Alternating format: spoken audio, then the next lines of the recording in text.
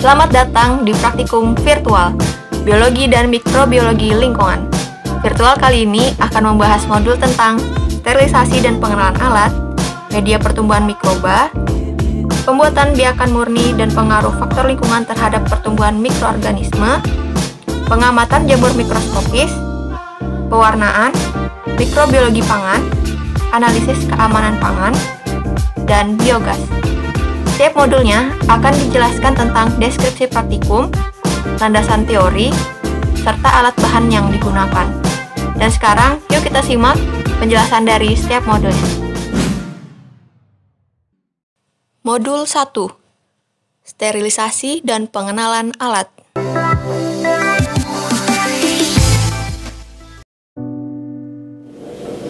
Perkenalkan, saya Aldi Riswanto dari Teknik Lingkungan 2018. Di sini saya sebagai asisten biologi dan mikrobiologi lingkungan. Penyelidikan suatu spesies mikroba selalu didasarkan atas penyelidikan sifat biakan murni dari spesies tersebut. Oleh karena itu, untuk dapat memisahkan kegiatan mikroba yang lainnya atau untuk memelihara mikroba secara biakan murni, perlu digunakan alat-alat dan medium yang steril. Sterilisasi adalah suatu usaha untuk membebaskan alat-alat atau bahan-bahan dari segala macam bentuk kehidupan, terutama mikroba. Target yang diharapkan adalah hilangnya sel maupun spora mikroorganisme yang dapat melekat pada peralatan riset. Teknik sterilisasi yang umum digunakan di laboratorium adalah pemanasan. Sterilisasi dapat dikerjakan secara mekanik, misal dengan pemanasan, radiasi sinar ultraviolet, sinar X, penyaringan, serta secara kimia. Cara sterilisasi yang dapat dipakai tergantung pada macamnya bahan dan sifat bahan yang disterilkan, ketahanan terhadap panas, bentuk bahan yang disterilkan, padat, cair, ataupun bentuk gas. Yuk kita langsung lihat proses praktikumnya.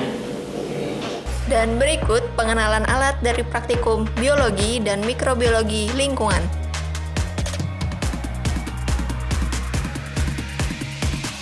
Alat dan bahan yang digunakan ialah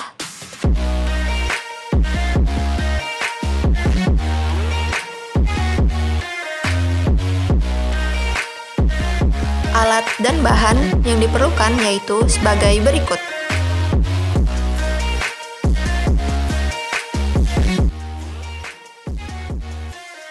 Cara kerja yang dilakukan saat sterilisasi dan pengenalan alat. Prosedur dimulai dengan persiapan sterilisasi untuk praktikan. Langkah pertama yang dilakukan adalah praktikan mencuci tangan dengan menggunakan sabun cuci dengan syarat semua aksesoris yang berada di tangan harus dilepas. Kemudian, bilas dengan menggunakan air bersih. Semprot tangan dengan menggunakan alkohol yang telah dimasukkan ke dalam sprayer. Lalu gunakan sarung tangan karet. Dan yang terakhir, semprotkan tangan kembali dengan menggunakan alkohol. Prosedur kedua adalah sterilisasi alat. Langkah pertama yang dilakukan adalah cuci alat dengan sabun cuci dan gunakan sikat tabung agar kotoran yang menempel dapat menghilang. Bilas alat dengan menggunakan air bersih.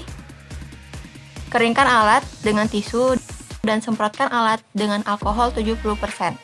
Ambil kain kasa dan kapas. Kemudian dibentuk menjadi penutup pada bagian atas alat dan tutup dengan rapat hingga berbunyi. Masukkan alat yang tertutup ke dalam plastik HDPE dan ditutup rapat. Dan masukkan alat yang telah diletakkan dalam plastik ke dalam presto yang telah diisi air, kemudian diletakkan di atas kompor plastik. Tunggu hingga presto berbunyi. Tunggu hingga presto tidak berbunyi lagi, kemudian diambil alatnya.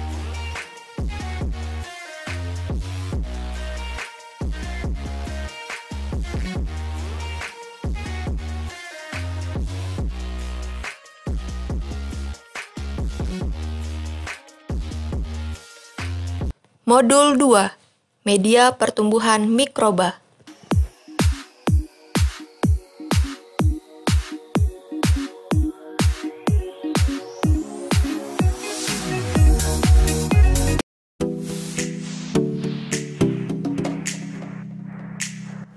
Perkenalkan, nama saya Rias Marif selaku asisten biologi dan mikrobiologi lingkungan.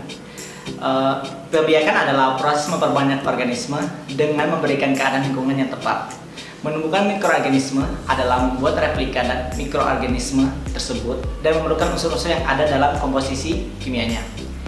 Biakan murni adalah biakan yang hanya terdiri dari satu populasi jenis mikroba yang semuanya berasal dari satu sel induk.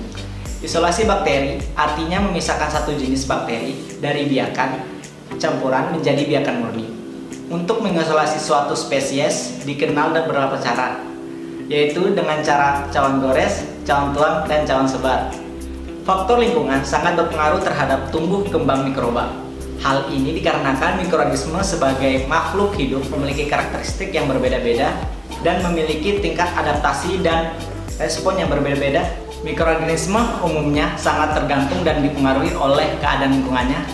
Ada 3 macam faktor lingkungan, yaitu 1. Faktor fisik, misalnya suhu, pH, tekanan, osmotik, kandungan oksigen, dan lain-lain. 2. Faktor kimia, misalnya senyawa toksik, senyawa kimia lainnya sebagai bahan makanan. 3. Faktor biologis, misalnya interaksi dengan mikroorganisme lainnya. Reaksi dan respon mikroorganisme terhadap faktor lingkungan sangat penting untuk dipelajari untuk menunjang proses lain yang dapat dimanfaatkan untuk keperluan manusia. Misalnya mengontrol keberadaan mikroba penyebab penyakit atau dalam proses pembuatan dan pengawatan makanan. Pengaruh suhu. Suhu yang cocok untuk pertumbuhan mikroba sangat bervariasi. Pada suhu optimum, pertumbuhan mikroba akan sangat baik. Suhu optimum ini biasanya sesuai dengan habitat asalnya. Sebagai contoh, bakteri patogen yang mampu hidup sampai pada suhu 37 derajat Celcius. Secara umum, kita dapat membagi bakteri ke dalam 3 golongan berdasarkan suhu optimumnya. 1. Psikofilik, yaitu mikroba yang pada suhu rendah 5-30 derajat Celcius. 2. Mesofilik, yaitu mikroba yang hidup pada suhu moderat 25 derajat sampai 45 derajat Celcius. 3. Termofilik, yaitu mikroba yang hidup pada suhu tinggi lebih dari 45 derajat Celcius. Senyawa metabolik toksin. Berbagai senyawa kimia, baik organik maupun anorganik, dapat menghambat pertumbuhan mikroorganisme itu sendiri. Senyawa ini diketahui dapat menghambat fungsi enzim spesifik yang diproduksi oleh mikroorganisme yang dapat menghambat metabolisme mikroorganisme. Dan sekarang, yuk kita lihat proses praktikumnya.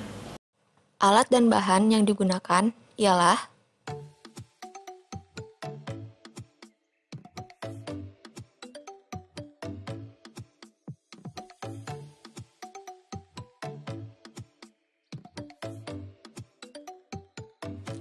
cara kerja yang dilakukan saat media pertumbuhan mikroba dimulai dengan pembuatan media Na. Langkah pertama yang dilakukan adalah siapkan dan ditimbang Na sebanyak 7,84 gram di atas aluminium foil dengan menggunakan neraca analitik. Masukkan 200 ml kaldu daging ke dalam labu Erlenmeyer. Masukkan Na sebanyak 7,84 gram ke dalam labu Erlenmeyer. Masukkan stirrer ke dalam labu Erlenmeyer yang berisi larutan Na di atas magnetic stirrer dan ditunggu hingga mendidih. Pindahkan larutan Na sebanyak 25 ml ke dalam cawan Petri yang sudah disterilisasi dan tutup kembali dengan aluminium foil.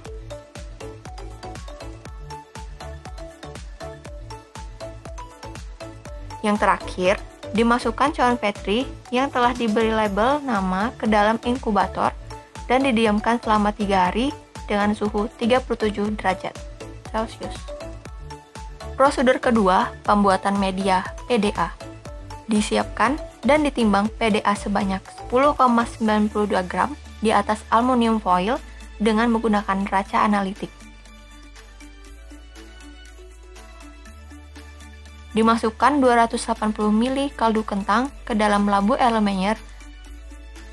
Masukkan PDA sebanyak 10,92 gram ke dalam labu Erlenmeyer.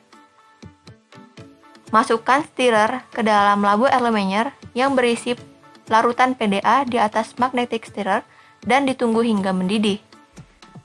Setelah larutan PDA mendidih, pindahkan larutan PDA sebanyak 25 ml ke dalam cawan Petri yang sudah disterilisasi dan tutup kembali dengan aluminium foil.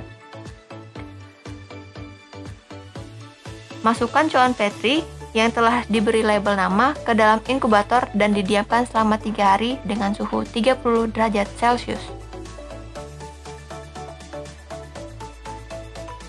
Prosedur ketiga, pertumbuhan media dalam media Na. Siapkan sampel dan 3 buah tabung reaksi beserta raknya. Beri nama pada setiap tabung reaksi menggunakan kertas label dengan tulisan Na10, Na10 pangkat 1, Na10 pangkat 2.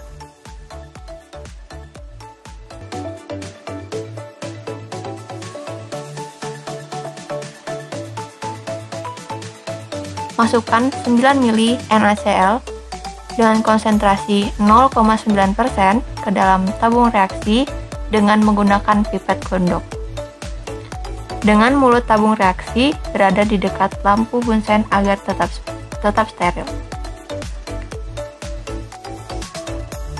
Dan dimasukkan 1 ml air sampel es campur dengan yellow tip yang telah dipasang di mikropipet ke dalam tabung reaksi Na10 secara aseptik.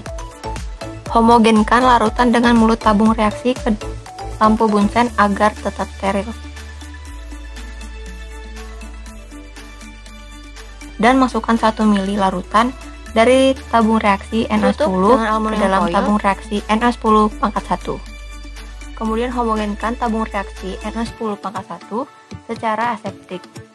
Setelah itu, masukkan 1 ml larutan dari tabung reaksi Na10 pangkat 1 ke dalam tabung reaksi Na10 pangkat 2. Kemudian homogenkan tabung reaksi. Setelah itu, masukkan 1 ml larutan dari tabung reaksi Na10 pangkat 1 ke dalam tabung reaksi Na10 pangkat 2.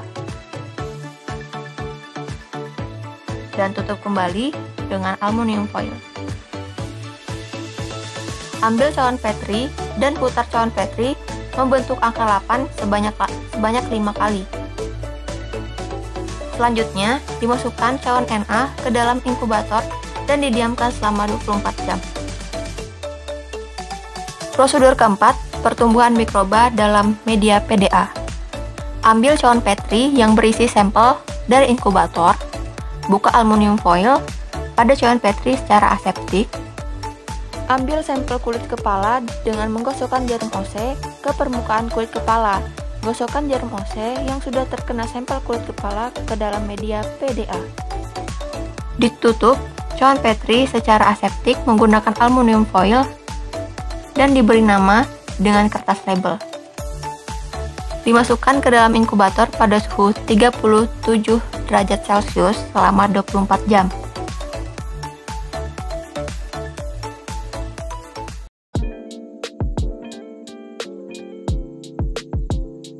Sampai di sini dulu pembahasan untuk modul 1 dan 2. Jangan lupa tetap pantengin pembahasan selanjutnya. Lestari.